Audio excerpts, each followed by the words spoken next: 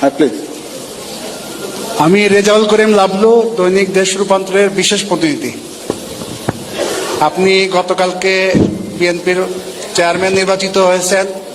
একেবারে তৃণমূল থেকে বগুড়া জেলা বিএনপির সদস্য থেকে দলের শীর্ষ পর্যায়ে আপনি এসেছেন, আসীন হয়েছেন। আপনাকে অভিনন্দন।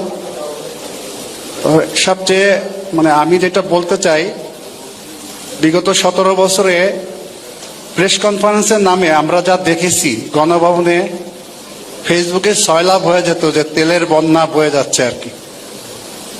আশা করব আগামী দিনে আপনার বা বিএনপির যেসব প্রেস কনফারেন্স হবে সেখানে অনাকাঙ্ক্ষিত ওই যে আমাদের এক ভাই বলছে জাহাঙ্গীর, যে বিটের যারা আছে প্রেস কনফারেন্সে যেন তারাই আসতে পারে।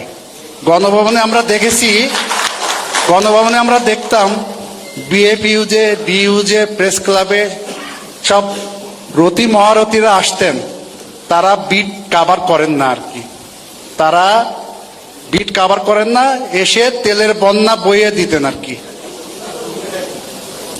তেলের বন্যা, এবং কারো কারো নামে গোলাম তেল, সরিষার তেল, গোলাম সরিষার তেল, উনি ব্রত হয়েছেন।